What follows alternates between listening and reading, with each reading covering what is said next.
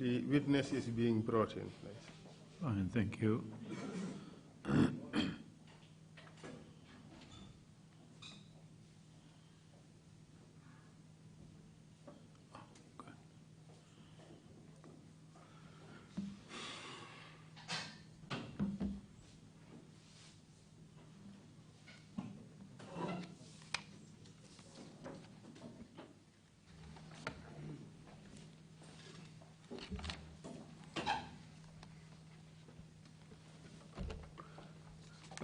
Welcome back, Mr. Mbai.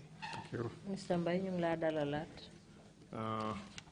Before the break, we were talking about the issue of the decrees. Balaa ñu noppale ko dina ñu doon wax ci mbiri decree. And then we went on to talk about your arrest and detention. Wax nañ tamit jàppa beñ la jàppa taaj la benn béréb. And you were released the next day. Ci ëllëg sa ñu dal di la bàyyi. We talked about the 2012 tax commission. Wax nañ lu aju ci commission boobu ñu taxawaloon atum 2012 ci wàlli naama yi.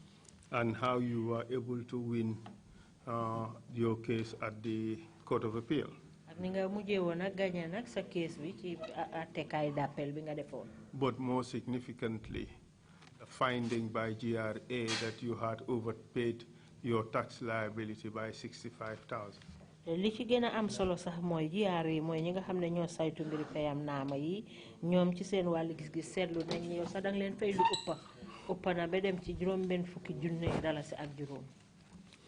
But I just want to recall briefly waaye dama bëgg a fàttale ko rek ci lu gàtta that you had told this commission several times ne wax nga commission bi ay yooni yoon that you had advised the AFPRC against human rights violations or abuses and some of these decrees, and your advices were not heeded. Wax nga yooni yoon ne dénku nga AFPRC nguur ga lu aju nag ci ak yelleef boo xam ne ñu ngi ko doon jëfee surtout nag luwaa yi nga xam ne moom lañ tëraloon muy décret yi nii waaye nag toppuñ sa ndigal. Does that summarize what was discussed the last time? Ndax loolu nag tënk na li nga xam ne moom lañ fi waxoon balaa ñoo noppale ko ji. That is correct. And I want to come back to this issue of the advices you've been given to the AFPRC. Dama bëgg a dellu si waat nag lu aju ci dénkaane yi nga xam ne yaa ngi ko doon dénku waa AFPRC. Your position is that you had advised them so much against rights violations.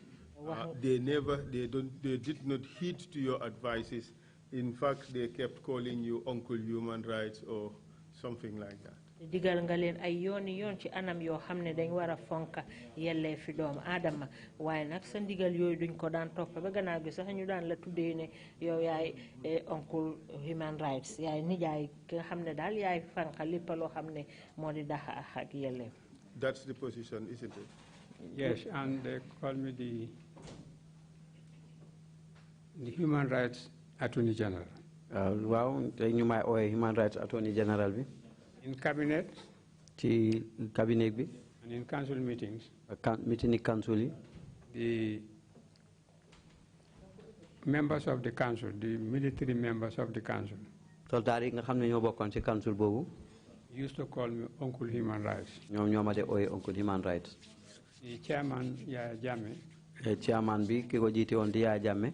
Used to call me Abu Dentin's defense lawyer. Dama daan ooyee Abu Dentin's defense lawyer. The diplomats. Diplomats yi. British High Commissioner or European Union Ambassador. Ambassador yi. Nigeria High Commissioner or delegations from Ghana. Used to call me the Human Rights Attorney General. ñoom nag ñoo ma daan ooyee Human Rights Attorney General.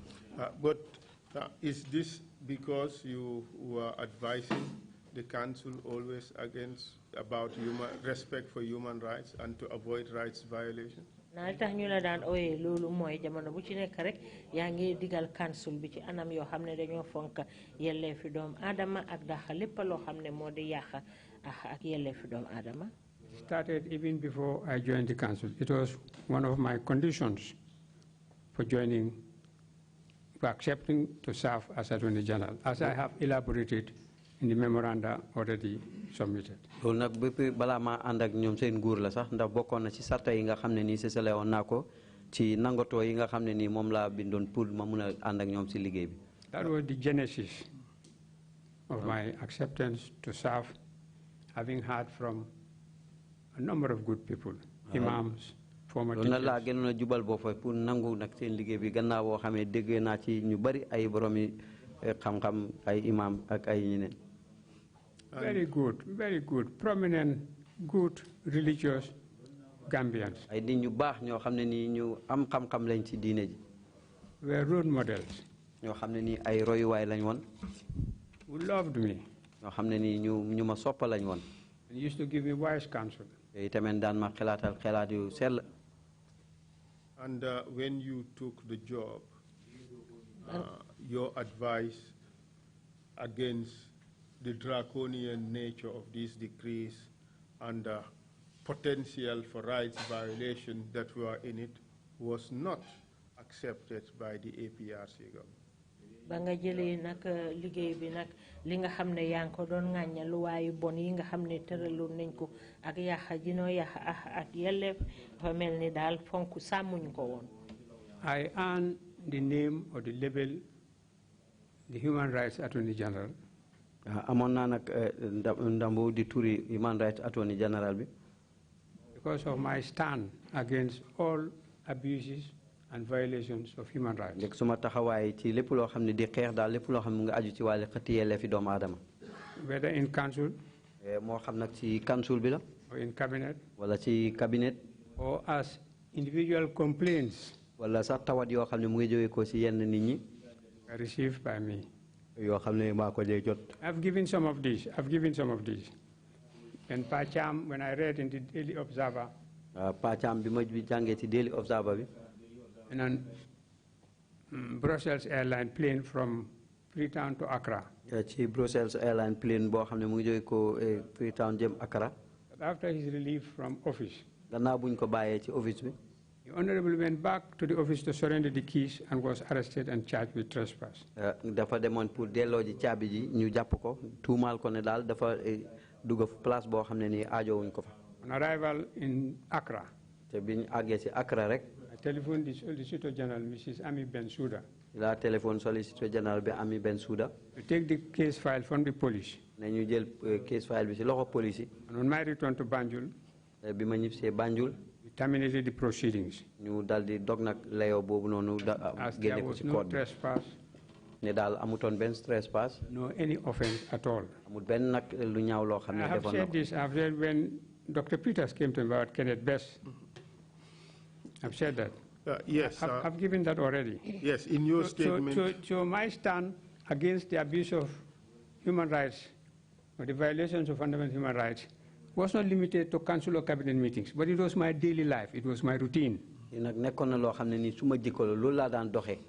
Where your advice is heeded, especially with regards to these decrees, seeing very well that they have embedded in it provisions that would enable rights violations. Did you advise against these decrees? My advice was not limited to the decrees. It went before and beyond the decrees. It was my daily life. It was the anthem of my efforts. Where your advice is heeded? Sometimes yes. And sometimes not. But that discouraged me, but it didn't stop me from continuing to advise. What would you say was your record with them? Seeing these decrees, it looks very much like your advices were not heeded. loo wax nag ci li ñoo mën a jàppee sa diggante ak ñoom ndaxte buñ seetloo mbiri luwaay dafa mel ni yow li nga leen doon digal daal toppuñ ko woon. I have been known to have a phenomenal memory. Yes. But it would be difficult for me at this point to tell you from one decree to another what I advise at the time it was being considered by the council. That would not be. I cannot tell you from one decree to another what I advise, what I didn't advise, whether I advised and the advice was taken or not. No, that would be expecting too much from me at this point. I would be shocked if you were able to do that. We'll be shocked. Yes, if you were able to do that. Then I don't know why you are asking me. No, I didn't. Perhaps maybe this is a misunderstanding. My question is, all these decrees, we have gone through them one by one. And for each of them, you have agreed that they are all bad laws. Correct? The first one you said, I said that was a good decree. The first one you brought, Decree 11. Yes. That was a good decree. In fact, it has a genesis from the Special Criminal Courts Act. But even Decree 11 is a terrible decree in the sense that it is so broad-based, it has no safeguards for anybody. Now, let me make this point clear. This was a military government. The main characteristics of a military government are decrees.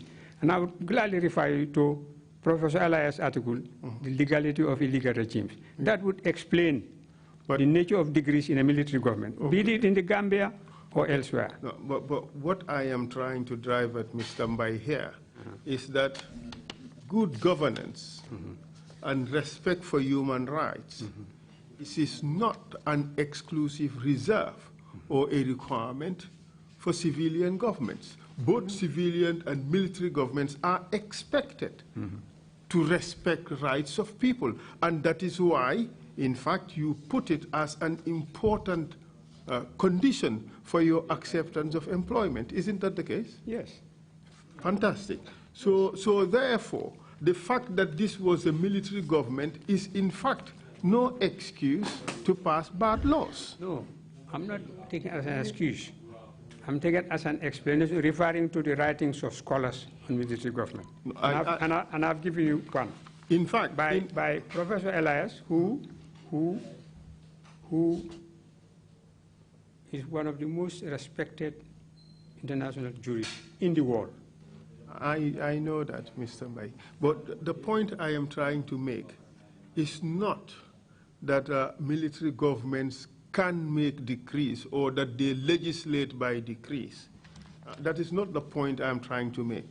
The point I am trying to make is that during the time of the AFPRC, they made decrees which we have examined here, and for almost all of them, we have agreed that those were bad laws. Amna ay luwa yo xamne teralawul nañ ko muy decree yi te tay yep ñu ko toppa ben te diñ ko andé ñun ñep andal nañ ci ne ay luwa yo xamne luwa yu bon la. I am not defending the decrees. So can we agree therefore? I am not defending the decrees and I am not justifying them. Okay. So but I was not the military council, I was not the chairman. I was an advisor. And I did advise. I did advise from my belief in human rights and the rule of law. I said so as a lawyer, as a student of the literature on military government, and as a Gambian. And thank you very much. And it is for these reasons that I was ready to serve based on the elaboration of my memorandum of understanding. Human rights. Not that that was a guarantee. Not that that was a guarantee that human rights violation will not occur, but a pronouncement of my commitment to argue against human rights violations. I agree with that, certainly. But the point I'm trying to make is these decrees that we enumerated and discussed are patently bad laws. Do you agree to that? And actually, degree yi nga xamne wax nañ ko fi yépp ñun ñëpp leer nañu nañ ne ay loi la yoo xam ne loi yu baaxut la ndax ànd nga ci. Decrees everywhere, decrees in all military governments have shortcomings, serious shortcomings. But let's limit it to these decrees. Including these ones. Yeah. Including these, but not limited to them. Okay. But these ones, we agree that they were bad laws. Like all other military government decrees. I don't want to extend beyond what we... Well, I'm extending it beyond on the literature provided by a prominent advocate and jurist. But wouldn't it be only fair that we look at those that we have examined instead of venturing into the realm of hypotheticals? No, not hypotheticals. These are not hypotheticals. My view was a global view on the literature. Okay. Let's narrow it down to decrees passed in Gambia by the AFPRC during the time you served as Attorney General. And we agree that these decrees we've discussed were patently bad laws. The decrees have their deficiencies, different from acts of parliament in a civilian government. The context is different from that of a civilian state of affairs. We agree all that, but the question is a simple one, Mr. Mbai. The decrees were bad laws. We have identified the serious shortcomings in every single one of them. Yes. And for each of them, you have agreed that these were bad laws. And what do you want me to say? You've said it. No, I want you to confirm it. Confirm what? I have said it. You want me to confirm what? Okay, that's why when I ask you, do you want me to say that water is wet? Okay, can you confirm? That is tautologous. Yes, can you confirm again, Mr. Mbai, that these decrees were bad laws? I don't know what I said it. I don't know what you want. You said I said so. But I have you said I said so. But I said that I did advise wherever violations of human rights occurred in the decrees. You said I said so. Now, what do you want me to say more? Okay, I want you to reaffirm it for the record. Why for clarity of the record. No, I have said it. Was it vague when I said it? Okay, I'm happy that you have confirmed it. So I would proceed now. I don't know what you want me to confirm and reaffirm. Why? What do you want me to confirm and reaffirm? For the purposes of the record, so there is no ambiguity. What is in the record so far? Well, the understanding I have... No, what is in the record? Not your understanding, but what is in the record so far? I can only talk of my understanding of the record, which is that we have gone through each of these decrees, and you have confirmed that indeed there were bad laws. I did confirm? Yes. No, I was not being cross-examined to confirm. I was questioned as a witness, and I said. And you said what? No. What you said it. You said what I said. But can you tell us again what you said? Tell me again what I said. But it is better that it comes from you. No, it has come from you already. Why you want me to repeat it like a Jaliba? I will not. I think what I have said is sufficient, and we should leave it to the Commission to determine. It is not your role to keep on harassing me to say it, confirm it, reconfirm it. I doubt. Mr. Chairman, I appeal to you to intervene in this matter. He has said, I have said it. Now he wants me to confirm, to reaffirm. What? If I have said it, you don't believe in me? No, that is... Then what do you want me to confirm and reconfirm? We've covered these decrees for the best of 2 days. Mr. Mbai, it appears that this issue of the decrees is very inconvenient. No. But you would have to pardon me to ask the questions that I have to ask. No, it is not inconvenient to me. I think you seem to be, I don't know what your point is in pursuing me this when I have made the point so clear. But could you allow me to explain, therefore, my purpose?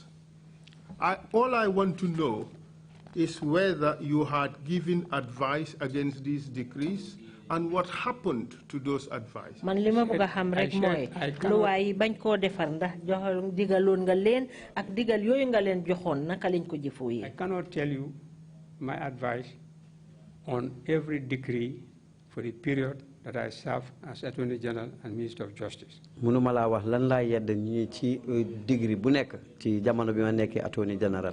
I have told you Wax na la ne that from the elaborated memoranda of understanding, ci ni nga xamné lu la feñal ci nangoto gi nga xamné mom lañ sétalé won.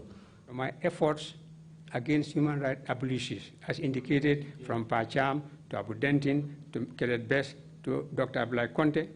Li nga xamné mom la feñal ci walé xëtiyé lef doom adama moy ci limi ñim tuddu nonu. And that as Attorney General, tay tamen ma nek Attorney General, I accept responsibility. Nanguna nak gaddu. But Why? Even if Bu fekkee sax de if I knew bu fekkee xamna or experienced the abuse of human rights, ni li wala fekk I had always advised against it. taaxi doomu aadama nag boo waxtu bu nekk naa ko de. My role was to advise. suma wàll moo nekkoon pour ma yedd. I was not taking the decisions. nekku moom di jël ay dogal. No implementing the decrees. wala di doxal degree yooyu. No pushing people, seizing their properties or putting them into prison. Against that. That was why I was ready to serve. moom nag ci ku dinga loolu sax moo taxoon ma nekkoon di liggéey. I have said it. wax naa ko. To the best of my ability. ci li nga xam ne daal moo ni ma suma kàttan tool. Thank you very much. And the question that what I want to establish now is whether your advices against these decrees, considering that they all had the potential for massive human rights violations, whether these advices were accepted or rejected. Now, in considering the decrees, you mentioned the names of people whose properties were seized. Is that not sufficient that my advice was not taken? No, I want it to come from you. I don't want to guess it. No. The conclusion, logical. If I had advised, yet these decrees were implemented to the extent of the violation of certain individuals which you mentioned, obviously, it concludes that my advice was not taken. If it were, that would not have happened. Okay. All right. So it means, therefore, your advices against these human rights violations, your advices against these decrees were not being accepted by the regime. I can only tell you that decree by decree, what I advise, whether it was accepted or not accepted, I will not be in a position to tell you. And you said you'll be shocked to come to that conclusion. You will be shocked if I can remember, decree by decree, what I advise and whether the advice was taken or not taken. If you expect me to do that, I think that would be impossible. The difficulty here, Mr. But I say globally, as Attorney General, Minister of Justice, as Chief Legal Advisor to the government, I take responsibility for the decrees. But even if I do so against my advice, because I believe that human rights are fundamental. I've said that in my statement. I've repeated, I've read it 3 or 4 times. Now, except if you want us to go on repeating this, we can go on repeating it. It's boring, but I don't mind. Mr. Mbai, I think it would help quite easily if you would answer the questions more directly, because otherwise we would go around and around. The question I ask is, I don't want to assume that your advices were not accepted. On several occasions, you have said that you advised against these things, but they did not heed. They did not accept.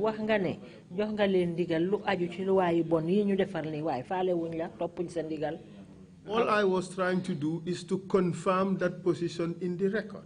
And it would be easy if you could just say, yes, that is the true position, or that was not the true position, and then we would move on. I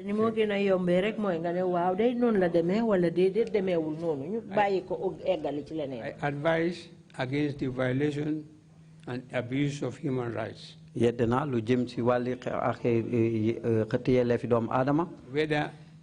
by the decrees or by individual members of the council or by the chairman, in all circumstances, because of my commitment to human rights protection and promotion. Li nga xamne mu ngi aju ci wali whether decree or not decree. Degree wala ñàkk degree. Whether decree or bad conduct or bad action. Muy degree wala tax ay jéego yu bon wala. My stand was always against human rights violation. Be it by the decree or be it by Yaya Jammeh's ordering for certain people to be arrested or detained. My answer has covered everything you want to know about not only decrees but even all other aspects. Your answer, with all due respect, is still limited to the advice you have given. My question is, how was your advice dealt with? Obviously, with these decrees, it doesn't look like your advice was accepted. Well, when Kenneth Best was picked up... let's speak to these decrees. No, my role was beyond the decrees. But my role covered beyond, I'm including the decrees and other things. My role was beyond the decrees. My question is limited to the decrees. My answer is beyond the decrees. Includes the decrees and other bad conduct. Okay.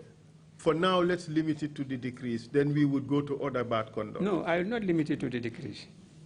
I will not limit it to the decrees because my role was beyond the decrees, far greater than the decrees. But my question individual actions of human rights violations was my concern.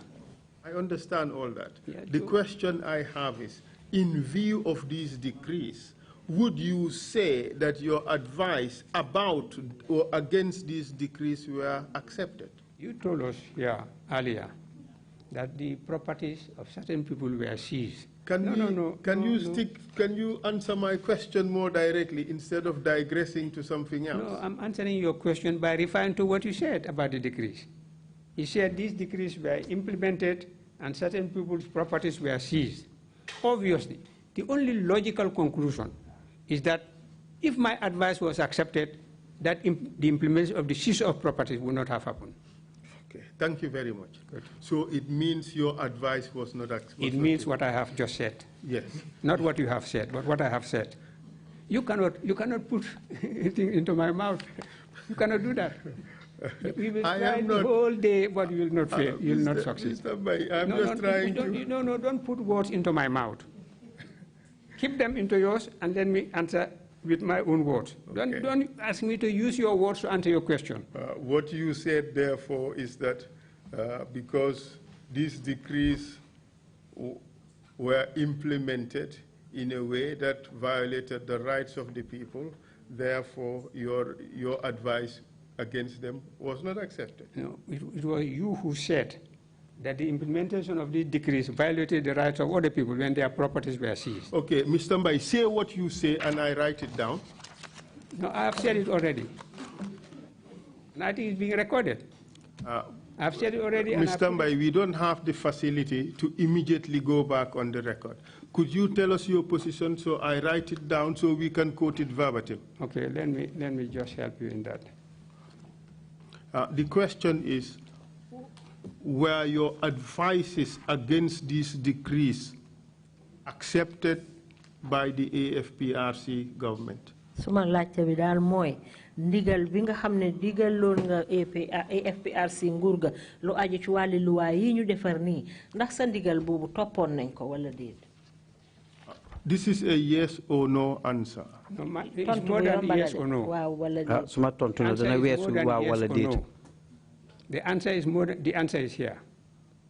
And I read it out here. The answer is here. But this is a prepared script of. My answer is: were your advices accepted or not accepted? I told you that, although claim to have a phenomenal memory, I cannot identify one decree and an order to say what my advice was and whether my advice was accepted. I'm not in a position to be able to say that. Okay. But I have said my answer. I have given more than the answer to your question here, which I read out. And okay. Let me take it. Yes. Kindly send it to me. Thank you very much. You can go through it if you like. Yes, I would, sir. Thank you very much.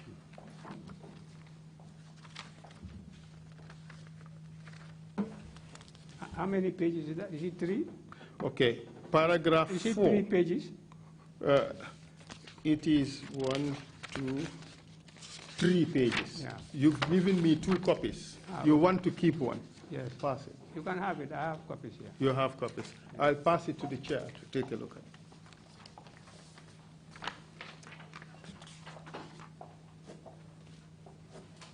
Okay.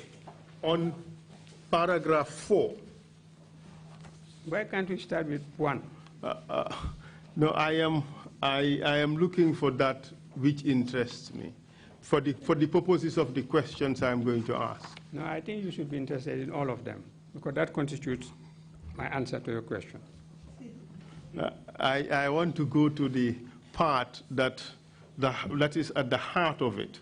Mr. Chair, I am referring to paragraph 4, which states, and I quote, "My stance had always been to advise against abuses and violations of human rights. But the Attorney General, as the Chief Government Legal Advisor, takes full responsibility for the decrees/laws introduced while he is in office, even if, as in my case, I had strongly advised against all the decrees that I was aware of and considered would be in violation of fundamental human rights. Yes. But my advice was not always taken because the conviction of the AFPRC, especially in relation to accountability, was so strongly held at the time that nothing could have stopped them but divine intervention." And I say all the decrees. Yes. So why do you limit to specific decrees, which are difficult to remember? Go on, let's go on. No, I guess that captures what I want. But I would also read paragraph 5. It says, "The dilemma of my role as Attorney General and Minister of Justice was a challenging one. To temper, it should be, yes, to temper the desire of the soldiers for immediate redress by way of accountability against guiding them towards an orderly transition for the restoration of a democratic government with respect for the rule of law." Yes, and then okay. Let's go to the one paragraph. No, I want you to make a complete... to satisfy you, Mr. Mbai, I would read that out, yes. But really it has no direct bearing on the questions I'm going to ask, but I will do that yes. Just to show deference again. Yes. All right. When the soldiers overthrew... No, the soldiers. When the soldiers overthrew the former regime, one of their principal... No, the last but one paragraph. Okay, paragraph 7. Yeah, the soldiers. The soldiers believe against better advice. That should be in the next page? Yes. Okay. All right. Okay. The soldiers believed against better advice that the decrees were the most effective way of helping them achieve their objectives. Yes. In fact, this particular sentence suggests that your advice against these decrees were not accepted. Continue this paragraph. Could you answer that question, Continue sir? the paragraph. The answer is there. But could you just answer the question? The answer is already there. Continue reading. They were hell-bent on running over anyone who stood in their way, and they did. Korosise and many others, including myself, and the sufferings I had gone through. So this... No, go on, my friend. Well, if Mr. Mbai, I don't want us to be repeating... No, you are repeating. You are the one, you've been repeating this decree since yesterday, and I enjoy that. But go on, please, just the next sentence. Well, if it satisfies you, I would do that. Yes. Again, out of courtesy. No, this is a hearing which is being watched by Gambians and outside the country. Yes. So I want it to be complete and fair. Just go on to the next sentence. If by reading it, it would add to the perception of fairness, I would do so. The tragedy is that the initial intentions they had changed once they tested. The initial intentions. They held. Changed once they tasted power, and they became insatiable, and their objectives changed for the worst. Yes.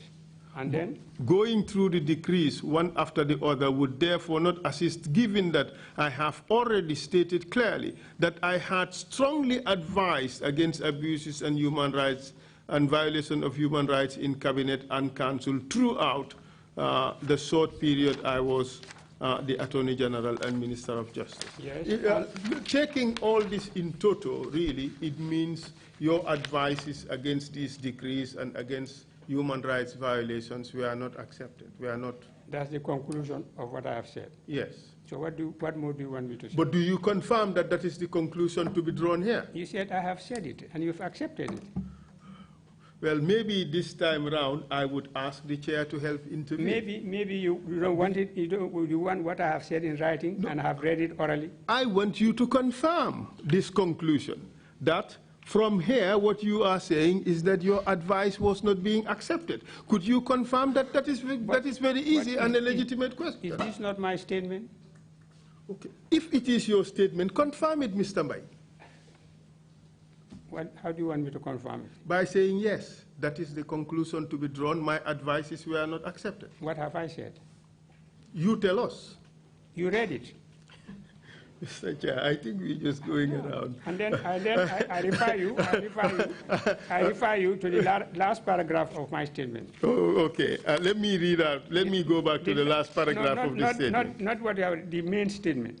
Yes, okay. Paragraph. Last paragraph. Council, you guys, you don't need to go through that. You asked your question, and the witness is given his answer. It's all part of the record. Shall we proceed? Yes, but Mr. Chair, I want greater clarity. I don't want this to be... Greater clarity? Maybe yes. Clarity. There is no greater clarity. There is not clear or clear. Okay. Greater clarity? But Mr. Chair, my frustration is my learned senior would say one thing. If I ask him to confirm that, he would not confirm it. I don't know what you want me to confirm what I have said in my statement. Yes. But I have said it. Okay. The last paragraph in the statement, okay. The main statement. Could you read it out yourself? Finally, I'm aware that it is being said that I was the person who drafted most of the draconian decrees used by the AFPRC. But again, we are going to something that is not the subject of this discussion. We have accepted that you did not physically draft decrees. Let me finish the paragraph. I want to make it very clear for the record that I did not draft any one of those decrees.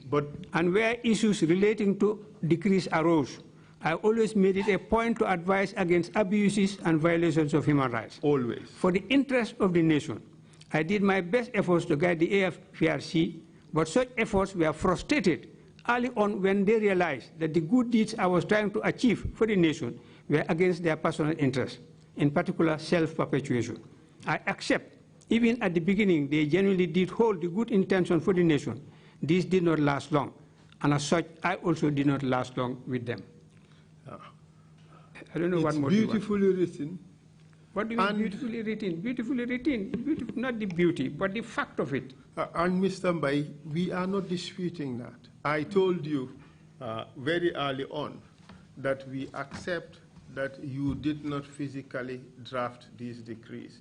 You have explained that in the Attorney General's chambers, there's a drafting department that produces decrees. All yes. That have been accepted. And I say where issues relating to decrees arose, I always made it a point to advise against abuses and violations of human rights. Exactly. For the interest of the nation, I did my best to guide the AFPRC, but such efforts were frustrated early on when they realized that the good deeds I was trying to achieve for the nation were against their personal interests, in particular self-perpetuation. Okay.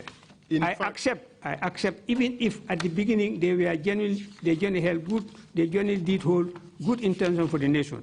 This did not last long, and as such, I also did not last long with them. Yes. So, in fact, in about 4 separate paragraphs, you expressing frustration, suggesting that your advices were not accepted. I have expressed it in these 4 paragraphs as extensively, as adequately, and as intensively as I am able to do. That your advices... There is no need for me to say one word more about these decrees. I have already said them in different paragraphs in all these statements. Okay. Thank you very much. Thank you. And Mr. Chair, I just want to highlight paragraph 3.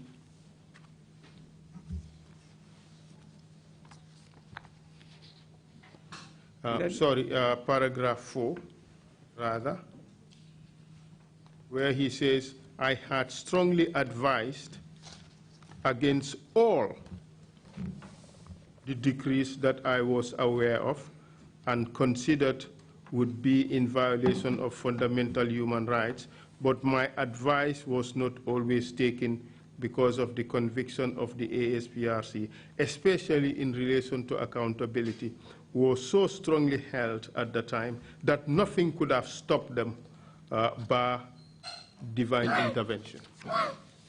I also highlight paragraph 5. The dilemma of my role as Attorney General and Minister of Justice was a challenging one. I also highlight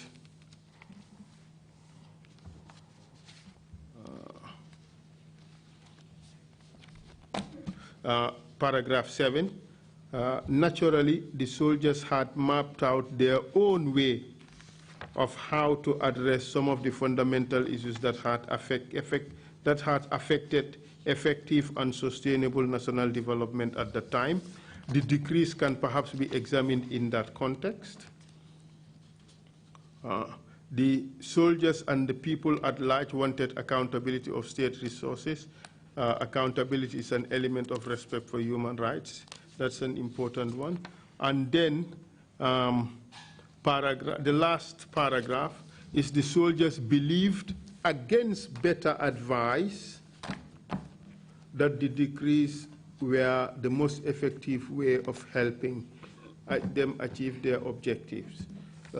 From all this, Mr. Chair, it's crystal clear that Mr. Mbai's advices against these decrees and human rights violations were not being heeded by the AFPRC junta.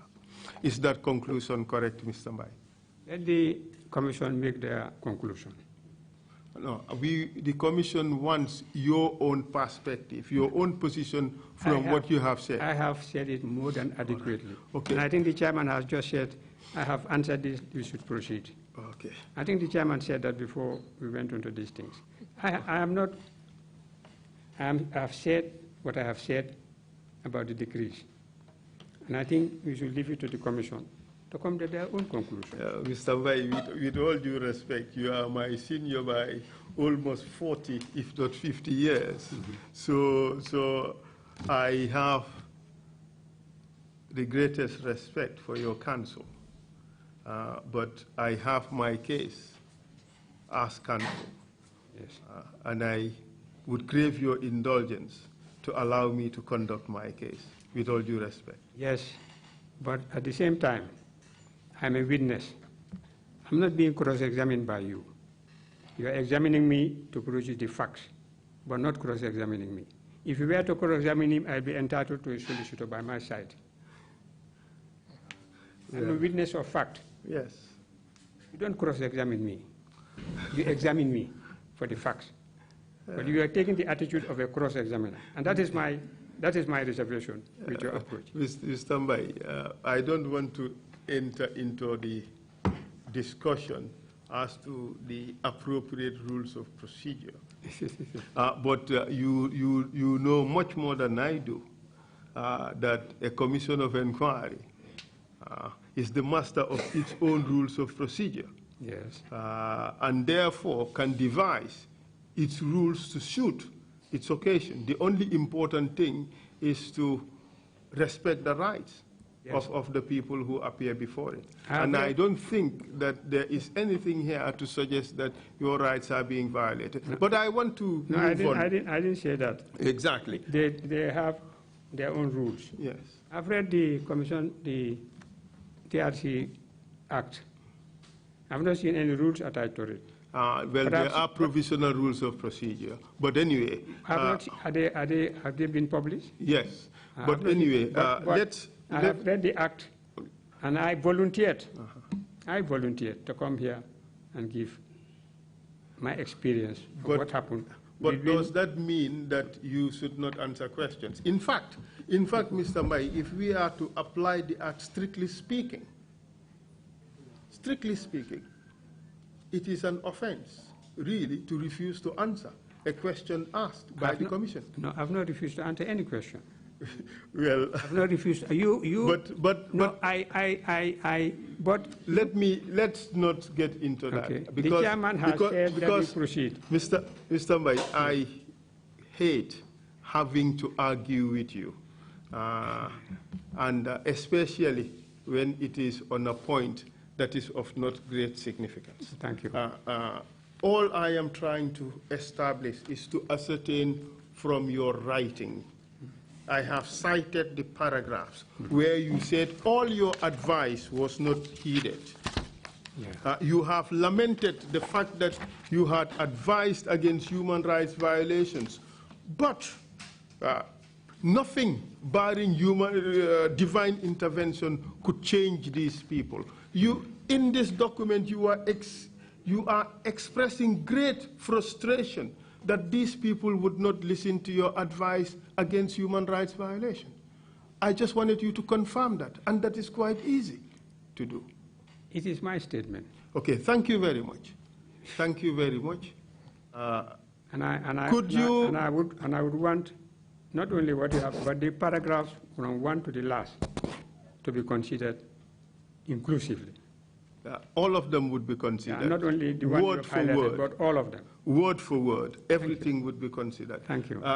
Could I ask the OV van to play an audio recording for me? But before that, Mr. Mbai, do you recall making an interview with Elizabeth Oheni of BBC? Yes. Yes.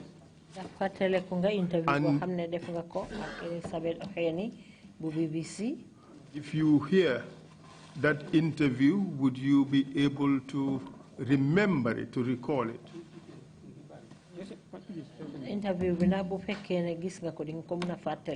I only have a snippet of it. Maybe you would have the original recording, but I'd ask the OV van to play what we have. Yes, all right. And then Fafa Mbai, a respected and successful lawyer who had at one time served in the Jawara government. He is now the Attorney General. I asked him how easy it has been to operate under the military. My emphasis is that basic human rights must be observed. Are you ready, Mr. Mbai? And that the rule of law must prevail. This is more difficult.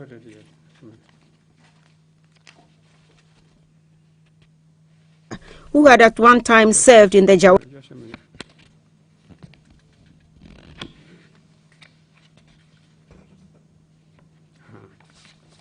Yes. May I ask? May I ask that it be played? That it be played. Yes, the recording.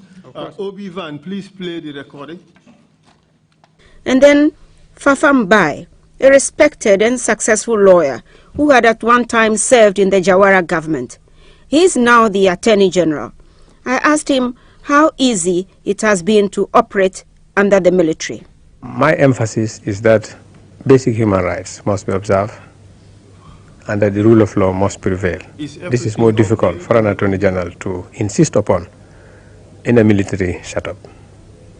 Although I am pleased to say that technicians communicate with the OB van to let us know what is the problem.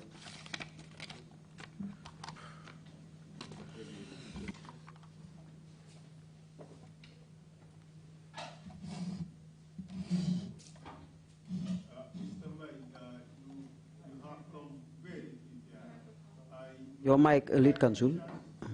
Any chance have the recording? I'm not sure. What I do have, I've already referred to it, page 25 of my statement.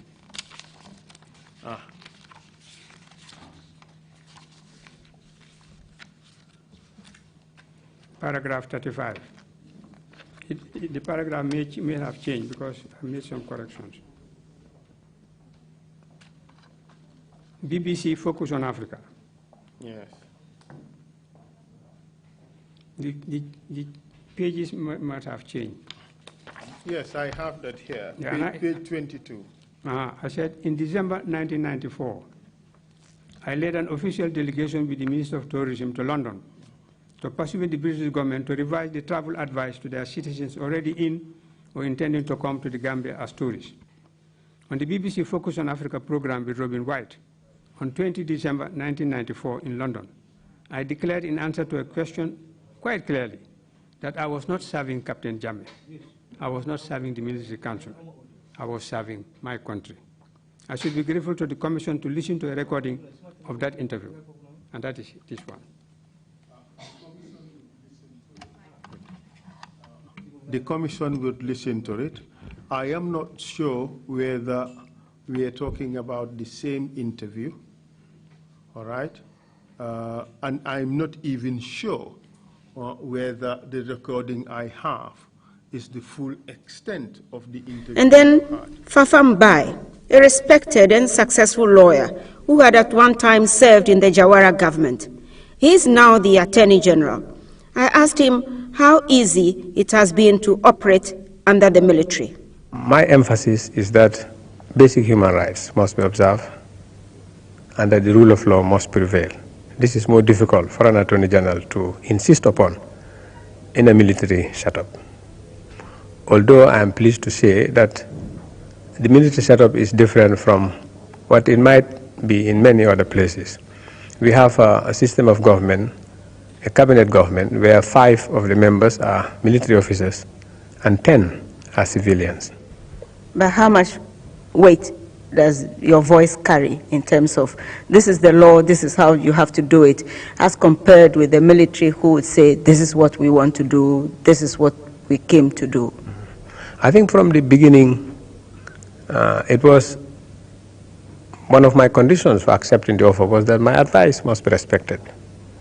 And this has been the case. What I found more difficult, although the problem is not as it used to be, to develop a culture of consultation, being consulted before things are done, and that is now that's the case now. Now I'm being consulted before every act which may have legal implications is done. You're used to voting all your life. You certainly would like to know when you return into a democratically elected government. So that's it. That's it. So, Mr. Mbai, do you recall this interview? Yes. And in that interview, you seem to have stated that your advice was being accepted. No, I did not seem to. I stated what the interview just said. Hold on a second. First, can you confirm that that was you being interviewed? That was your voice? Yes, that was my voice. Yeah, he did confirm that. Thank you, indeed. Mr. Chair. But in the interview, you said your advice was being accepted. The interview with Anga Wahne Linglen don't digal de nyung ko don na.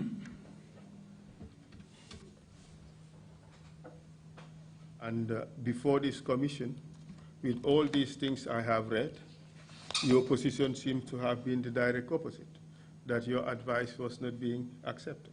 Commission bi nak mom liñ fi feñal moy ne liñ leen doon digal duñ ko doon toppa. My position is not different. Suma taxawaay de uute wut ak li ma wax. Ak li ma wax na ci interview boobu. The interview, you clearly said your advice was being accepted. Ci interview bi day wax nga fa lu leer ne looloon doon digal dañ ko doon toppa. Referring to consulting the people, and that was the National Consultative Committee. Loolu mooy lu jumal ci nit ñi. Let's listen to it again. I think you said 2 important things. One is your advice being accepted, the issue of consultation between the military rulers and yourself. But the interview didn't say my advice on the decrease. He said my advice, not on the decrease. I mean, Mr. Oh, yes. It's about human rights. Yeah. It was about human rights. Okay, let's listen to it again. Human rights was not limited to the decrease. Let's listen to it again. Human rights was my anthem in my life throughout. No, I agree with that, Mr. Mbai. So that does not limit the advice only to decrease. No, I agree decrease with that. were never mentioned in that. I agree with that. Okay, it's about human rights violations. Yes, and that was what I was doing. I say in cabinet, in council, in my daily life with Dr. Peters, with Okay, Mr. Fawada. Let's hear. Obi-Wan, could you play it again, please? And then Fafa Mbai, a respected and successful lawyer who had at one time served in the Jawara government. He is now the Attorney General. I asked him how easy it has been to operate under the military. My emphasis is that basic human rights must be observed and that the rule of law must prevail. This is more difficult for an Attorney General to insist upon in a military setup. Although I am pleased to say that the military setup is different from what it might be in many other places. We have a system of government, a cabinet government, where 5 of the members are military officers and 10 are civilians. But how much weight does your voice carry in terms of this is the law, this is how you have to do it, as compared with the military who would say this is what we want to do, this is what we came to do? I think from the beginning, it was one of my conditions for accepting the offer was that my advice must be respected. And this has been the case. What I found more difficult, although the problem is not as it used to be, to develop a culture of consultation, being consulted before things are done, and that is now that's the case now. Now I'm being consulted before every act which may have legal implications is done. You've been used to voting all your life. You certainly would like to know when. Thank you. So it said my advice must be accepted, and this is the case. Li nga wax ci interview boobu mooy ne danga ne li nga leen a digal nag foog ñu nangu ko te loolu fi mu nekk nii mooy liy dox. That I should be consulted. No, it is 2 different things, Mr. Mbai. But I shared that. The first is my advice must be accepted, and this is the case. The more difficult thing at the beginning was the issue of consultation, but now I am being consulted. That's what you said. So these are 2 separate things. The one is the advice, the other is the consultation before decisions. Let's focus on the advice. On the issue of the advice, your position was that your advice was being accepted. Yes. But in here, you are telling us that your advice was not being accepted. You said, in fact, it would take divine intervention.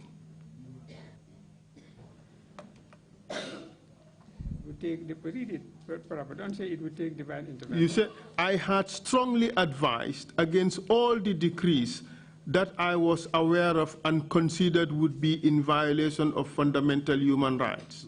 But my advice was not always taken because the conviction of the AFPRC, especially in relation to accountability, was so strongly held at the time that nothing could have stopped them but divine intervention. Yes, I maintain that. I maintain that my advice was taken. But my advice, I didn't say to all the decrees. I didn't say that. If that was to be the show, I would be the dictator. But here... If it were that my advice must be taken. But that's what you said to Elizabeth. Yeah, but not, I didn't say to the decrees. I say on human rights violations. But if your advice must be taken, it does not matter whether it is decrees or it is human rights violation. Yeah, but that must be, cannot be dictatorial. I was an advisor, not a decision maker. What I am trying to show... They could take my advice and not do it. They could accept my advice and not do it. But that means they did not take your advice. No, yes, take and accept, that's the difference now. But take means accept in this context, wouldn't it? Say accept my advice. And taking the advice are basically the one and the same. They can accept, yes, we accept your advice, we'll do that, and then do a different thing. But in that case, it means they did not accept it. They accepted my advice, but did not take it. Isn't that a contradiction in terms? No, not in my English language. Well, you are certainly much more eloquent than me. No. But I can assure you that my interpretation in this case is spot on. Now, accepting it and taking it are one and the same. Now, let me give you a scenario. You may have your mate or your driver, and instruct your driver at 5 o'clock, You go to the TRC and collect my wife. Yes, boss, I'll do that. And then he does something else. That is accepting the advice and taking... But that is not accepting the advice. No. But to you who say, yes, boss, I'll do that. What time do you want me to go? 5 o'clock, you must be there to collect the matter. But accepting it is not saying it. Accepting it is doing it. Isn't that the case? I've given a scenario. You can okay. accept and not do it. Can we agree to leave it to the commission? Because yes. I would not wish to argue with my learned senior. Thank you. On these issues. I don't want to be in a situation where I may have to ask questions that would ruffle feathers. So I don't want to cross the line because of the respect that I must give you. But quite clearly here, you said I had strongly advised against all, and I underlined all, against all the decrees that I was aware of. Yes. Considered would be in violation of fundamental rights. Yes, but in the interview, I didn't say that all my advice on the decrees against violations of human rights were accepted. But you gave a categorical statement. My advice must be accepted. Yes. And this was the case. My advice was accepted in certain situations, but I didn't say to all the decrees. The thing is, Mr. Mbai, the situation was not as rosy as was described in that interview. It was, in fact, much more frustrating. And what you state in here perhaps more reflect what happened than what you said in that interview at that time. No. Is that correct? In the interview, I didn't limit myself. I didn't refer to decrees. I referred to advice.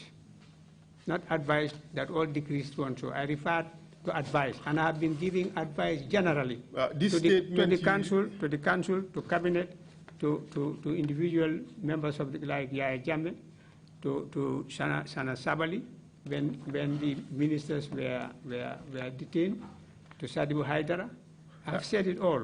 Mr. Mbai, both statements really are about advice. Yes. The first one is my advice must be accepted, and this is the case, meaning that your advice was being accepted. Here you are telling the commission that your advice was not taken because the conviction of the AFPRC in relation to accountability was so strongly held that at the time that nothing could have stopped them bar divine intervention. But is that the beginning of the paragraph? No, I started reading out from the middle. No, read it all.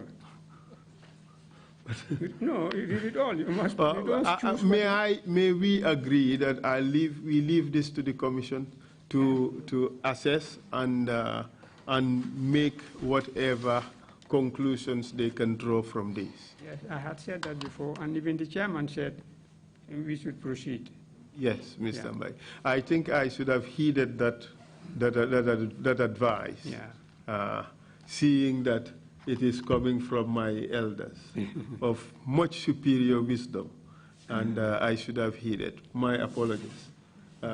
So the commission would juxtapose these two statements and determine what to make out of it. Advice on all decrees. The advice was more than on decrees. That's the difference.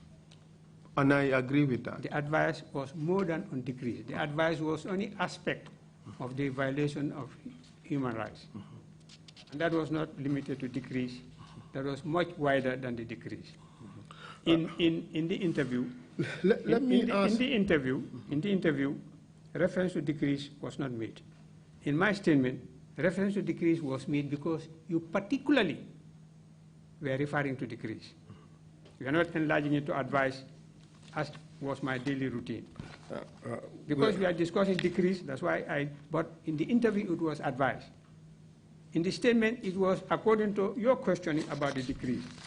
That's the difference between specifically mentioning the decrees and leaving it open on my advice on human rights violations. May I also, according to my Yes, Yeah. you want to play that one? Yes. Yes.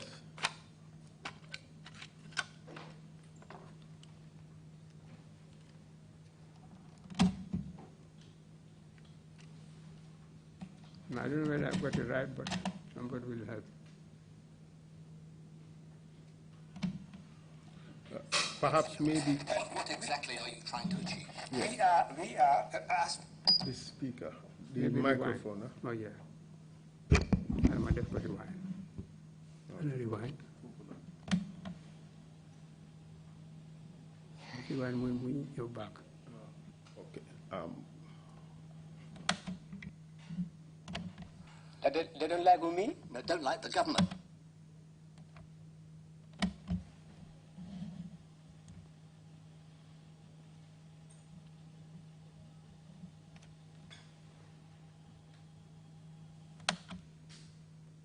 About 1 year or 2 years. That is appointee me.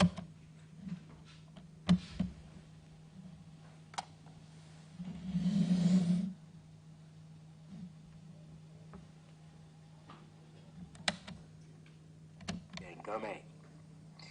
2 Gambian ministers are in London this week for talks with the devil.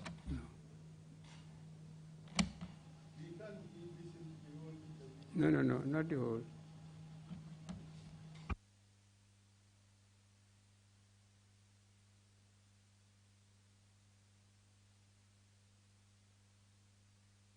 In its column, From a Distance. South African President Nelson Mandela is only 8 months into his first term of office. But according to an article in the Nigerian Daily Times, he is already thinking of his exit, much unlike many of his African counterparts.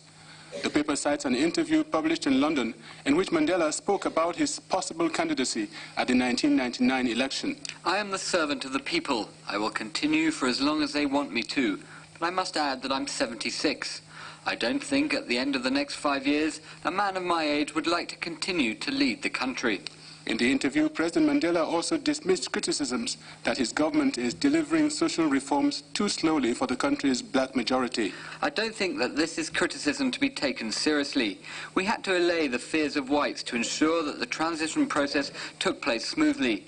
If we hadn't done so, the civil war that was threatening would have broken out. And assessing his government's performance so far, the paper quotes Mandela as saying, "The progress has been fantastic. We've introduced a culture of human rights, of transparency and accountability." The Daily Times of Nigeria. The press review is by Victoria Pierre Ngome. 2 Gambian ministers are in London this week for talks. The delegation is trying to persuade the British government to reverse its advice to tourists not to travel to Gambia. Since the coup in July, which overthrew Sir Dawda Jawara, the Armed Forces Provisional Ruling Council, led by Captain Jammeh, has been under pressure from European governments to announce an early return to civilian rule, particularly from Britain, where Sir Dawda now lives. And several countries have cut aid to Gambia because of the army's decision to stay in power for another 4 years. Earlier tonight, the Justice Minister, Fafa Mbai, came into our studio, and Robin White asked him if his delegation had made any progress. Yes, we had a very open and sincere meeting with the Right Honourable the Baroness Linda Choka yesterday. The Minister for Overseas Development. Minister for Overseas Development. A meeting which went on between 11:30 in the morning and 1:15. I think there are indications that we have made our point clear. What were you asking of her? Well, I think it was a meeting to start talking, because there has not been any such meeting at that level since the military took over in July '94. Did she give you any assurances at all that she would encourage tourists to go in the future? Yeah, I think in the new year, after the conclusion of the National Consultative Committee meetings, in which the timetable is being reviewed and recommendations will be made to the Council, I think she is basing a lot of hope on the outcome of the committee's proceedings. Did she tell you what she would like that outcome to be? Well, she's made it clear that she hopes the timetable will be shortened. To what? Well, we've not come to any conclusion on that, because that is now an open debate in the Gambia. Yeah, but what does she want? Well, she thinks the timetable could be shortened. To what, 1 year? No, we are not thinking about 1 year or 2 years. That is a point she made.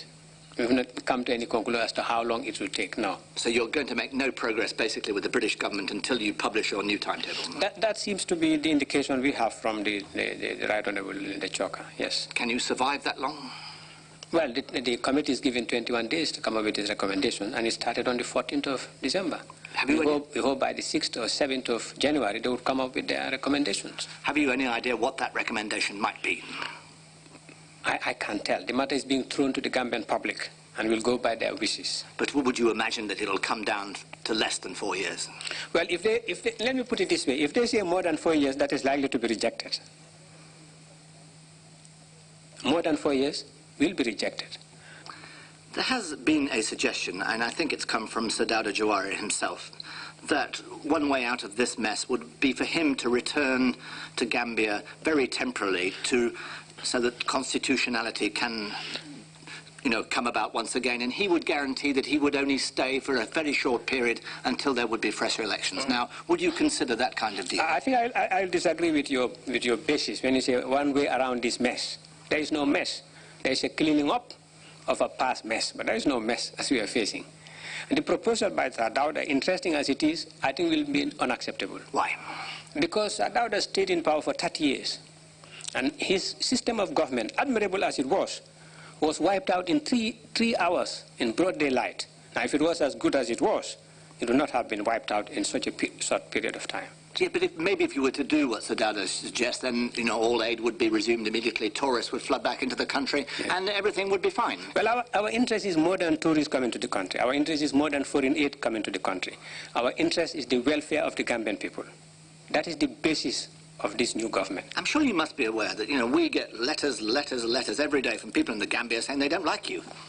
They don't like who, me? No, don't like the government, the current setup. Yeah, maybe those Gambians in exile? No, these are Gambians in Gambia. Ah, well, if you come to the Gambia and come to some of our meetings, I think you'll change your mind about that impression being given. I think it is nothing, I am sure, and I am aware of this. The new government is very popular. Why do so many Gambians write to us complaining and saying that this new government already has its hands in the till? Well, I don't agree with those Gambians. I think if you receive as many letters, you receive twice, 3 times more letters appreciating the direction now being taken by this new government. We receive some saying that, but the majority say this government is no good and already they've got their hands in the till. Well, I don't agree. I don't agree. I think there is good reason for saying that there is time for change. We don't want any other Gambian leader to stay in for 30 years. Yes, but answer the question now. Do people in this government already have their hand in the till? No, I disagree with that. Haven't they awarded themselves pay increases? No, that is not true. That's not true? That is not true. The chairman's salary is $10,000 a year, a month, which is less than £600. The head of state salary is $10,000 a month, which is less than £600. Now, I think some of your least paid workers in the railways receive more than that. Okay, so what is your program now? How do you see the next months, next year or so? Well, what exactly are you trying to achieve? We have started the cleansing exercise. We have 5 commissions of inquiry now going on. Well, of course, there's a late start in this because you had to rely on Ghana and Nigeria and Sierra Leone to provide us the necessary judges and the lawyers to assist the commissions. We have a commission of inquiry looking into the assets and properties of public officers of a particular category. We have a commission of inquiry looking into the operations of the revenue departments. Now, we have from World Bank reports, prepared by Her Majesty's Customs, that evasion of customs duty amount to $85 million a year in the Gambia. Now, that for a country of about 1 million people. Are you trying to get this money back, or are you trying to lock people up? No, we are not trying to lock anybody up, because the fact that we brought foreign judges to look into this speaks for our respect for the rule of law. Are you trying to get the money back? Of course, we are trying to get back all unlawfully acquired money, either by corruption or other illegal means. Is Captain Jammeh, what kind of man is he? Is he the kind of man who's going to hang around forever and keep promising he's going to go? Or no. Does he have a mission which he's going to complete and then go? Yes, I think Captain Jammeh's mission is to clean up the mess that had been created and perpetuated for over 30 years. Have you been to see Sir Dawda Jawara here? No, I have not been to see him. Why not? Well, my stay is very short, and My program is very, very active. I don't think I need to see him. I have the greatest respect for him. I have served under him before as Attorney General since 1982. In fact, I have had the pride of saying this, that every time my country goes into some trouble, they invite me. And when the mess is out, declared, they kick me out. That happened to me before, and I hope I don't stay long enough that the problems we are facing are admirably dealt with. This is my commitment. I'm not serving Captain Jammeh. I'm not serving the military council. I am serving my country. Gambia's Justice Minister, Fafa Mbai. Now it's time for a look at Africa's financial scene, particularly in Angola, where war has... Thank you very much, Mr. Mbai. That was a very good interview. But I have a few questions.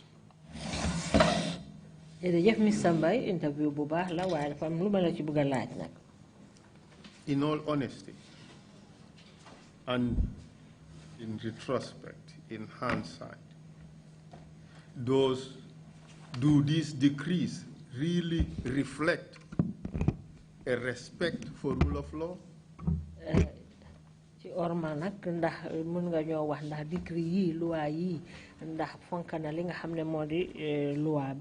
Do they reflect our respect for the rule of law?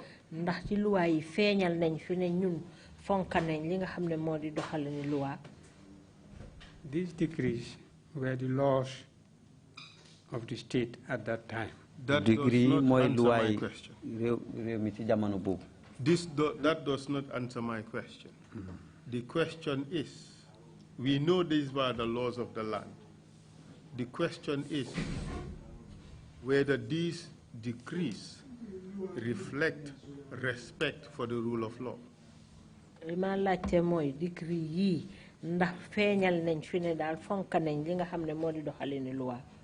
These decrees provided that there be a commission of inquiry. Can you answer the question, sir? And that leads to observance of the rule of law. These decrees refer to the setting up of commissions of inquiry. Well, Mr. Mbai, we have gone through each of these decrees, and all of them was seriously criticized for being very bad law. They do not respect the rule of law.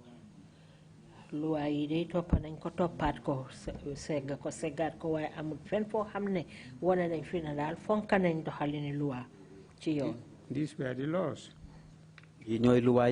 In fact, in Nazi Germany, it was the law that they should go after the Jews and execute them.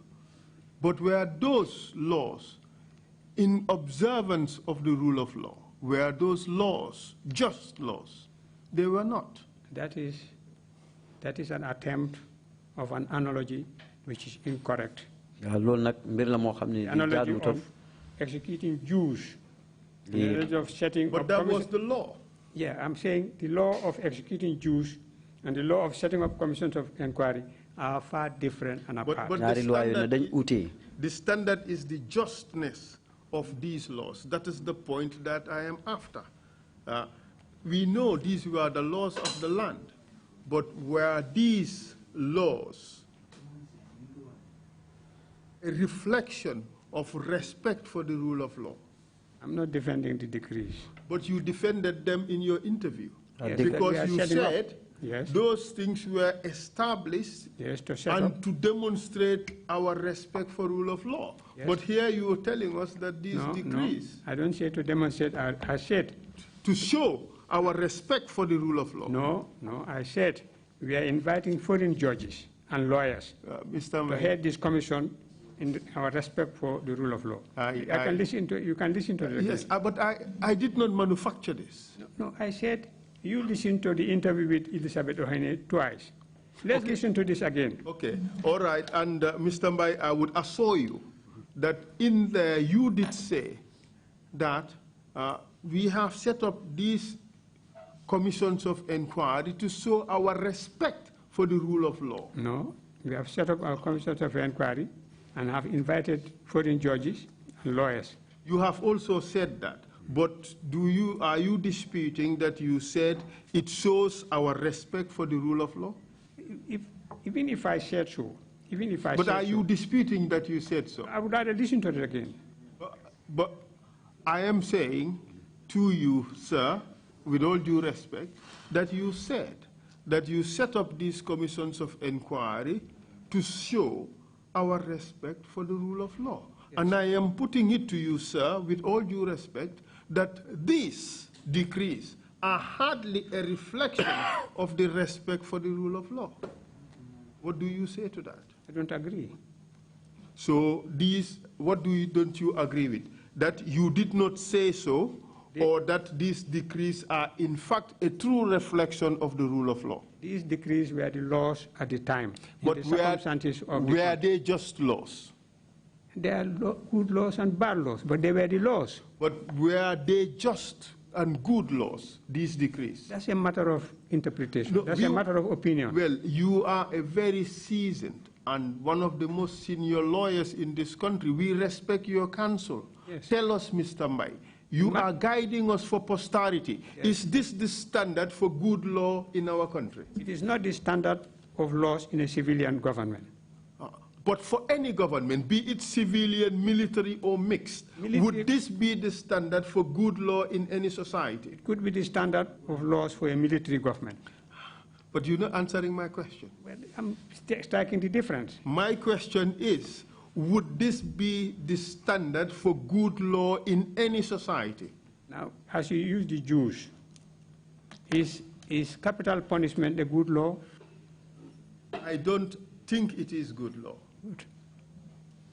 I don't think it is good law. Good. So if these decrees violate human rights, then they are not good laws. Because exactly. And these decrees violate human rights. Then they are not good laws. But then in your interview you said that these laws reflect our respect for rule of law. And what? Let's listen to it again. Okay, let's listen to it again. Just before you play it again, when was that interview, Trrc Mbai? What date? 20 December 1994. 30? 20 December 1994. 20 December. And by that time, Council, can you tell me which decrees were adopted? I can tell you up to decree 29.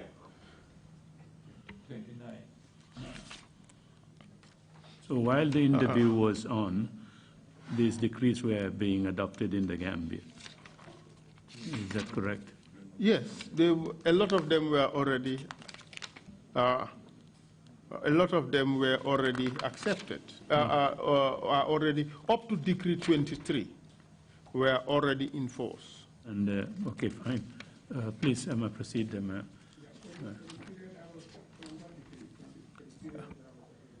Yes, from Decree 5 or Decree 6 if you want. No, not if I want. We have said that. Yeah, he was not materially involved. I could not have of any meaningful influence on the decrees which were passed a day or two before I became, or a day or two after I became. I agree with that completely. So stop referring to them. What I am saying is that these were the decrees that were passed during your time. Yes. I would not have any basis to exclude them. The basis is that it was not practically possible for me to have had any meaningful influence on those decrees. But that would be speculation on my part. Not speculation. It's a matter of fact, a matter of... but you see, Mr. Mbai, perhaps maybe my interpretation is in fact more advantageous to you, because I am not assuming that for any of those decrees you even had any material participation. That is a matter of fact to be determined from what you say. Even the decrees, all the decrees refer to between those dates, might have been decrees passed when I was out of the country. It's possible. Yes, when we observed the Daily Observer article on Pacham, I was out of the country. That's true. On the 20th of December, I was in England. And that is why I said these were decrees passed during your time. Yes. I did not say that these are decrees in which you participated in. Well, there was a time when you said I took a part or participated in their enactment because I was a member of the council. Yes. The council continued their proceedings whether I was in or out of the country. Sometimes they do even without me. Sometimes they will do their meetings without me even knowing about it. But your statement to Elizabeth Oheni is that now you are always being consulted. Yes, consulted being, not being I making the decision. I could be consulted and my opinion not accepted. But you said, you said your opinion was being accepted. Yeah. You said my advices must be accepted, and they are. And can we hear the interview now? But not my advice must be accepted was wider than the decrees. Yes. But you are limiting them, focusing them on the decrees. And this is the difference of our approach. This interpretation is even worse. Let's hear the interview now, please. Yes, is that okay? Let's go. Yeah, let's hear the interview again. Yeah. And just to keep the record straight, Mr. Chair, my point is that he did say that those commissions show our respect. The establishment of those commissions and the invitation of foreign judges show our respect for the rule of law. There's a portion to look out for. Very good. Now you've put it rightly. The commissions, the establishment of the commissions, in which we are inviting foreign judges and lawyers to head, that shows our respect for him, because we invite other judges from other jurisdictions. But Mr. Mbai, what shows respect for the rule of law is not the invitation of foreign judges. It is the foundational document. It is the legislative framework which establishes the mandate and the power that is given to the Commission. Yes. Isn't that the case? That is the case. And we have agreed that these are patently bad laws, very bad laws. Yes. Exactly. So how could very bad laws be a demonstration of respect for human rights or respect for rule of law? Even good laws by corrupt judges can result to injustice. Yes, I agree with that. Good. So bad laws, properly administered, may be better than good laws administered with corrupt judges. It's a matter of approach, matter of opinion, matter of practical implication, practical implementation. You see, I am learning from my learned senior, but it does appear that we are really wallowing into the realm of speculation. No. Shall we hear the interview? Let's listen to this again. Yeah, thank you. Unconditional support and cooperation has offered to put the resources I think I'll have to forward it a bit.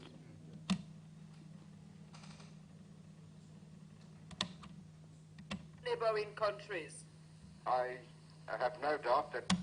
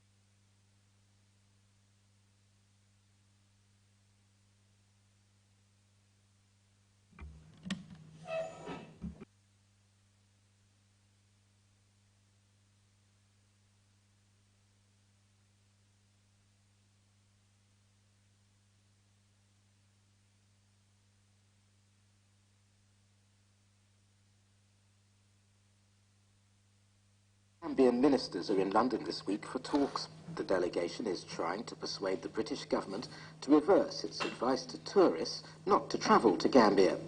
Since the coup in July, which overthrew Sir Dawda Jawara, the Armed Forces Provisional Ruling Council, led by Captain Jammeh, has been under pressure from European governments to announce an early return to civilian rule, particularly from Britain, where Sir Dawda now lives. And several countries have cut aid to Gambia because of the army's decision to stay in power for another 4 years. Earlier tonight, the Justice Minister, Fafa Mbai, came into our studio, and Robin White asked him if his delegation had made any progress.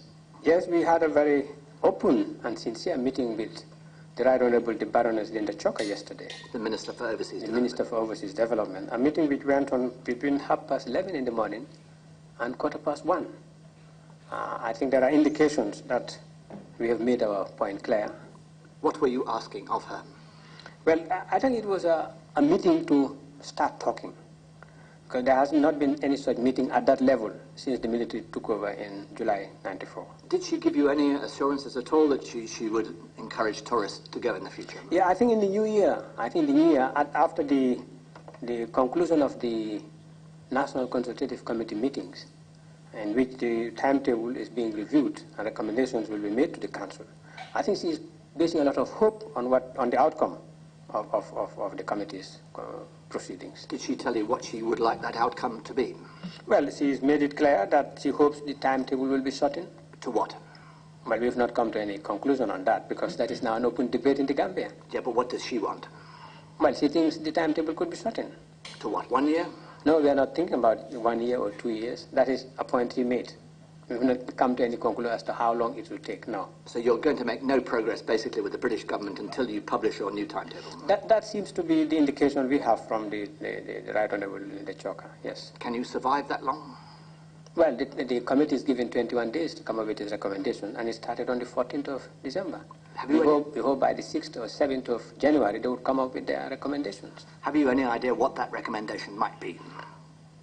I can't tell. The matter is being thrown to the Gambian public, and we'll go by their wishes. But would you imagine that it'll come down to less than 4 years? Well, if they, let me put it this way, if they say more than 4 years, that is likely to be rejected. More than 4 years will be rejected. There has been a suggestion, and I think it's come from Sir Dawda Jawara himself, that one way out of this mess would be for him to return to Gambia very temporarily so that constitutionality can come about once again, and he would guarantee that he would only stay for a very short period until there would be fresh elections. Now, would you consider that kind of deal? I think I disagree with your basis when you say one way around this mess. There is no mess. There is a cleaning up of a past mess, but there is no mess as we are facing. And the proposal by Sir Dawda, interesting as it is, I think will be unacceptable. Why? Because Sir Dawda stayed in power for 30 years, and his system of government, admirable as it was wiped out in three hours in broad daylight. Now, if it was as good as it was, it would not have been wiped out in such a short period of time. Yeah, but maybe if you were to do what Sir Dawda suggests, then all aid would be resumed immediately, tourists would flood back into the country, and everything would be fine. Well, our interest is more than tourists coming to the country. Our interest is more than foreign aid coming to the country. Our interest is the welfare of the Gambian people. That is the basis of this new government. I'm sure you must be aware that we get letters every day from people in the Gambia saying they don't like you. That they don't like me? No, don't like the government, the current setup. Yeah, maybe those Gambians in exile? No, these are Gambians in Gambia. Ah, well, if you come to the Gambia and come to some of our meetings, I think you will change your mind about that impression being given. I think it is nothing, I am sure, and I am aware of this. The new government is very popular. Why did so many Gambians write to us complaining and saying that this new government already has its hands in the till?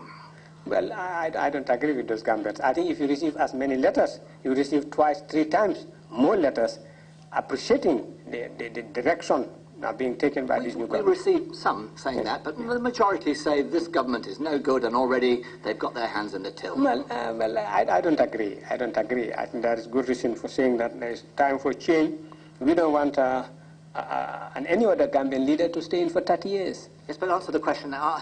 Do people in this government already have their hand in the till? No, I disagree with that.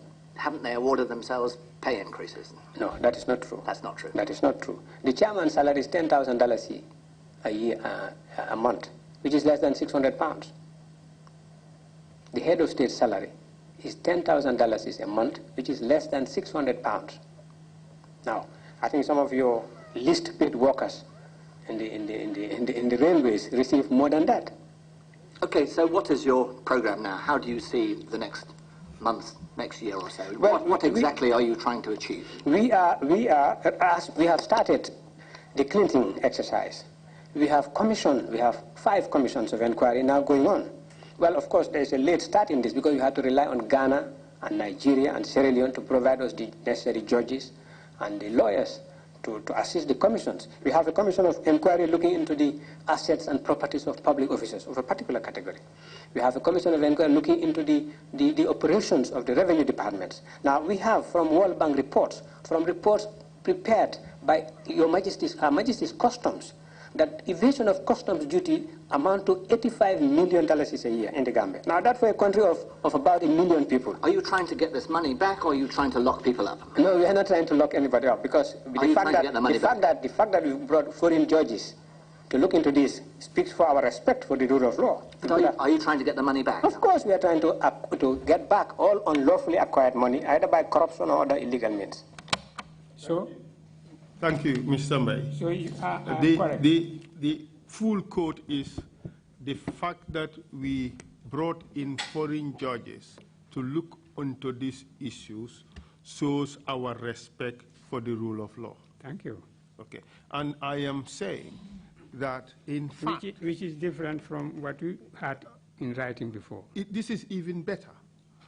The fact is that these laws that have been passed as the vehicle to make these investigations are in fact very bad laws that hardly reflect our respect for the rule of law. Don't deny that. You can deny that. I don't deny that. Then why did you tell BBC that we brought in foreign judges which reflects the rule of law? The fact of the matter is the underlying, the vehicle, the infrastructure had a very rotten underbelly. Yes, looking with a hindsight. With a hindsight. But even Mr. Mbai, you don't have to really look at it at hindsight. At the drafting stage, the potential for human rights violations were inherent. They were inbuilt into the legislation, and that was deliberate. The suspension of habeas corpus, the suspension of all injunctive relief, the suspension of all equitable relief can hardly be seen as a respect for the rule of law. Now, as I said in my statement,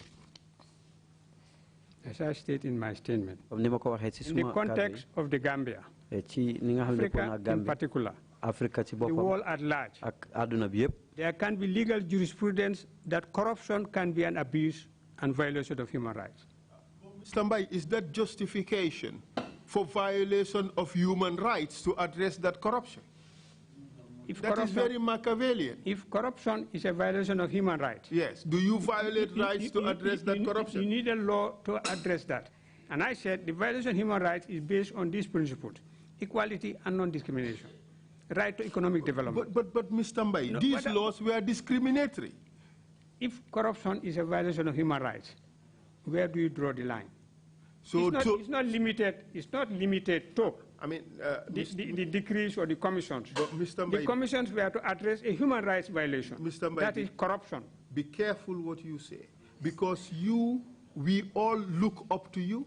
Yes. We all would be learning from you as to how to ensure a better society in Gambia, yes, a society that is based on rule of law. Yes. What you have to tell us would form important prescriptions that would be embedded in our psyche. What you have to tell us would be important lessons for us to learn from and move for the future. This is very, very important. And Mr. Mbai, you are speaking to the Gambian people about how we must structure our society. Yes. And I ask you this question, Mr. Mbai. Is it lawful to violate human rights in order to correct corruption?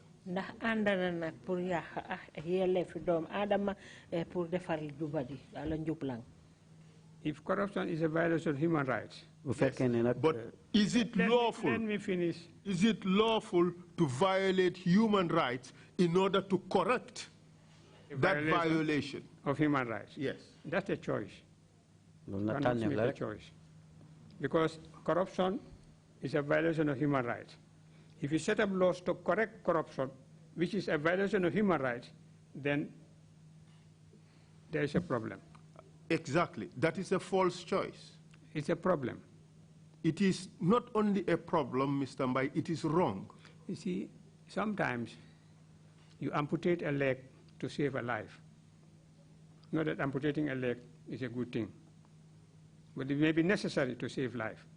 Sometimes you receive this injection, this COVID injection as a prevention of the infection of coronavirus. But my answer to that is, if that amputation is a waste, then that amputation is absolutely unnecessary.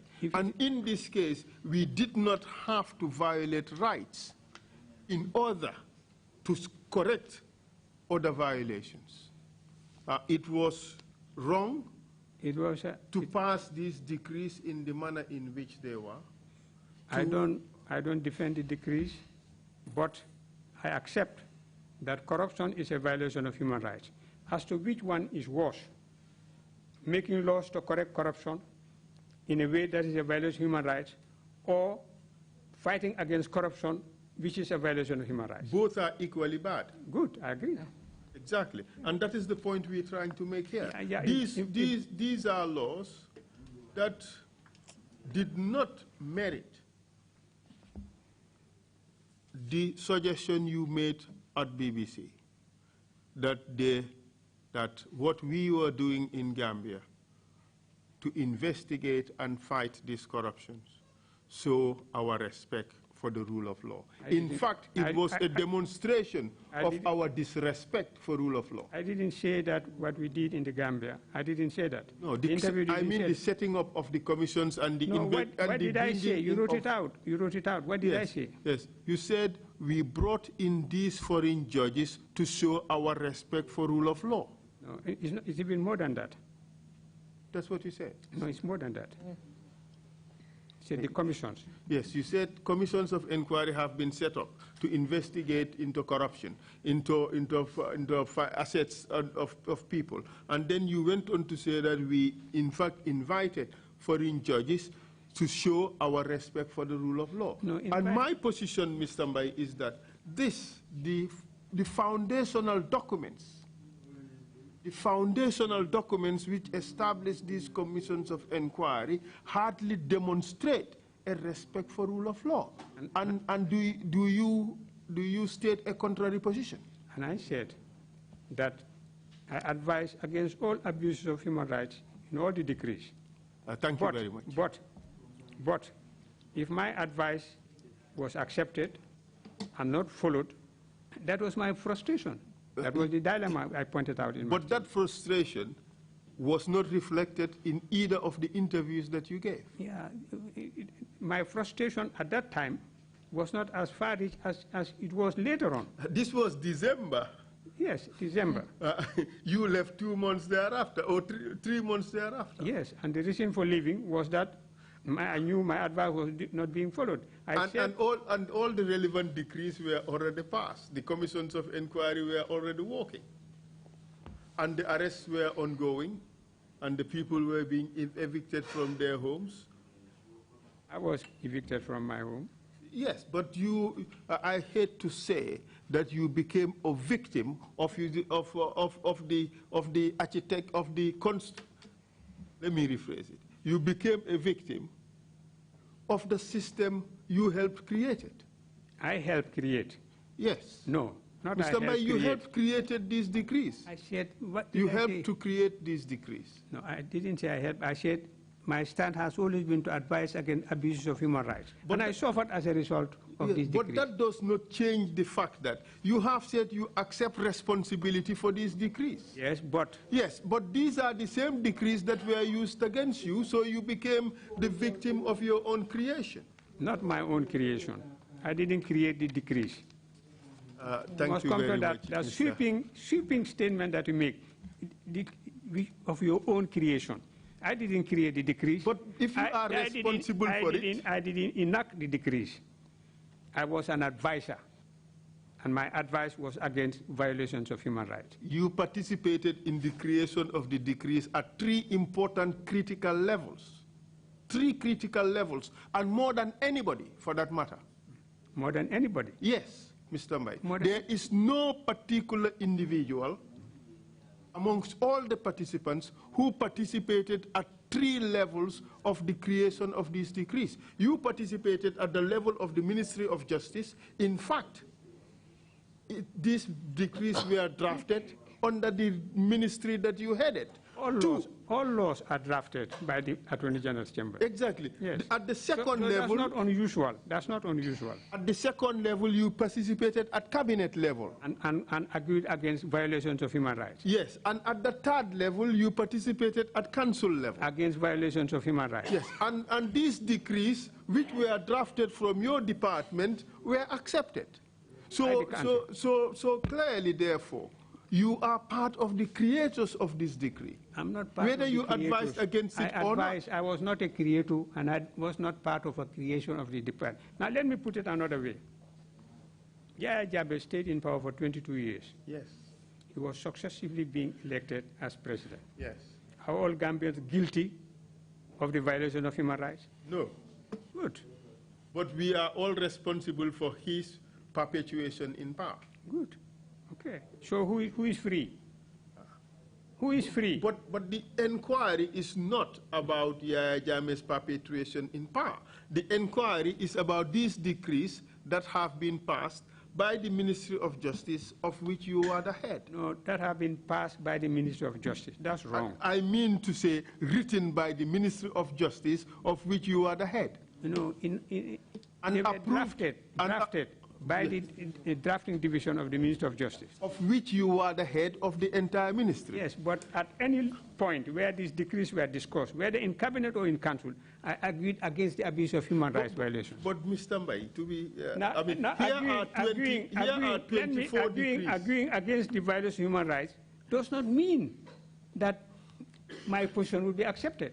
And does not mean that if my position is not accepted, the decree will not be passed. Mr. Mbai, here are 24 decrees in succession. All of them, every single one of them has an inherent rights violation provisions in them. And you kept advising against them, they kept passing them, and you still continued in office without resigning? Without resigning. I was halfway across the desert, halfway at sea. But even being halfway at sea, you go out there and defend them? Because your interview with Elizabeth Oheni suggested that all was good and dandy. Your advices were being accepted. Your interview with Robin White seems to have suggested that I was not being consulted at the beginning. How about the other one, that your advices were being accepted? Elizabeth Oheni said I complained that I was not consulted at the beginning. But you were being consulted. And my advice was accepted. Yeah. But it depends on at what stage was I not being consulted. Okay, thank you very much, Mr. Mbai. We leave that for the Commission to take a look at. In the meantime, Mr. Mbai, you, in spite of everything that has happened, and in spite of the violations of your rights, in spite of the bad way in which this regime treated you, which must be condemned, like all other rights violations must be condemned. You continue to serve your country. Léegi ak leelu nga xamne mo xew yépp ak nguur googa jëf yu bon yi nga xamne moom lañ la teg ak yu miti yi la teg yépp terewul nga continuer di leen liggéeyal. And could you itinerate some of the interventions or the areas in which you participated in the service of your country? Léegi nag ñu mun a feeñalal nag yenn ci ay bunta yoo xam ne am nga ci sa loxo ci liggéeyal sa réew mi. Before that, there is something else in my written statement. Balaa loolu am na leneen loo xam ne bind naa ko ci suma ay kàddu. Yes, we would perhaps maybe we should do that before we come to your other services to the country. We would want you to talk about how Jammeh has abused the judiciary, really, based on what you know. Even before that, the final report on the task force committee to independent review annual access taxpayers who were originally brought before the tax commission. Yes. I think that will be the next paragraph. Yes, please proceed. Yeah. You may proceed. Witness, just hold on a second. Counsel, is it your intention to finish with the witness this evening in view of the iftar and yes, thing out there, or should we continue tomorrow? I'm in your hands. I think we should be able to finish in 10-15 minutes, Mr. Mbai. I don't think in 10-15 minutes. In that case, then let's adjourn till tomorrow. Yeah. Wait just a second. Well, I am in your hands, Mr. Chair. Let's try. How far we go? Let's try how far we go. Allow me, Mr. Mbai, to consult with the chair. I have one. Mr. Mbai, let me consult with the chair. 3. All right, thank you. 4, 5, 6, 7. Yes, I have only 7 pages left out of 23.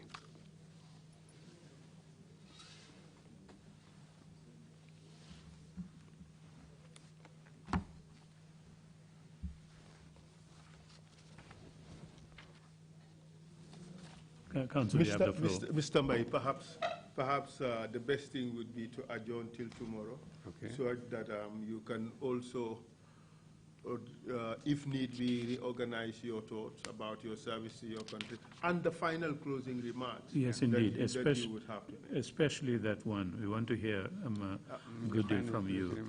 And for that one, I would personally make a special plea for you to talk to the Gambian people about how to better organize our society, especially when it comes to passing laws that are fit for purpose, laws that would respect the rights of the Gambian people, and laws that would help put this country on proper rule of law footing, good governance, and respect for rights. It would be fantastic if you could address your mind to that.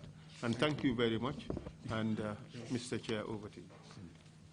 Good, okay. Is that okay with you? Yes, yes. That's splendid. Okay. Thank you so much for that. And we will meet tomorrow morning at 10 o'clock sharp. Meeting is adjourned. Thank you all.